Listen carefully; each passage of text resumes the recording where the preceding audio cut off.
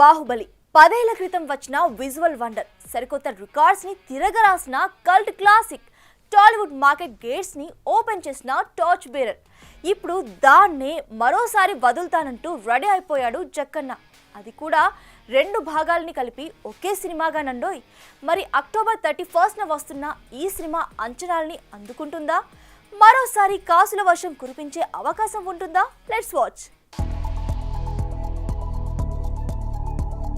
కాలాన్ని క్రీస్తుపూర్వం క్రీస్తు శకమని డివైడ్ చేస్తున్నట్టుగా తెలుగు సినిమాను బాహుబలి ముందు బాహుబలి తర్వాత అని వేరు చేయొచ్చంటే టాలీవుడ్ పై ఈ సినిమా ఎంతటి ఇంపాక్ట్ చూపించిందో అర్థమవుతుంది. 100 కోట్లే కష్టమనుకున్న తెలుగు సినిమాకు మొదట 1000 కోట్లు పరిచయం చేసిన సినిమా ఇది.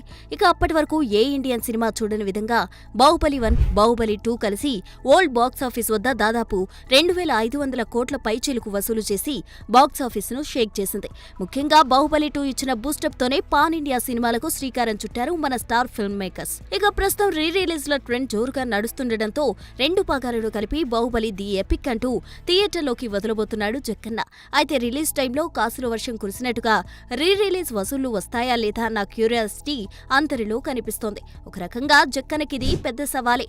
6 గంటల సినిమాను 3 గంటలకు కట్ చేస్తే మరింతగా బాగుంటుందని కొందరంటే, తెలిసిన కదే కనుక కొత్తగా చూడ్డానికి ఏముందని మరికొంతమంది చెవులు కొనుక్కుంటున్నారు. చూస్తే ప్రభాస్ ఫ్యాన్స్ తో పాటు మూవీ లవర్స్ వచ్చినప్పుడు ఎగబడతారేమో కానీ ఇప్పటికే 100 సార్లు చూసేసిన ఈ సినిమాకి మళ్లీ 100 కోట్లు అర్పించుకుంటారా అంటే అనుమానమే. మరోవైపు స్పెషల్ ఎడిట్ తో కొత్త సీన్స్ యాడ్ చేస్తానంటూ జక్కన్న ఊరిస్తున్నాడు కాబట్టి ఆ మంత్రం ఏ మాత్రం పనిచేస్తుందో చూడాలి. ఇక అదే రోజు వస్తానని మాస్ మహారాజ్ హడావుడి చేస్తున్నాడట. మరి బాహుబలి వంటి క్రేజీ ఫిల్మ్ బరిలోకి దిగుతుందంటే మాస్ యాత్ర ఏ ధైర్యంతో ఢీకొడతానంటుందో నాగవంశే చెప్పాలి. For more videos like this, subscribe Big TV channel.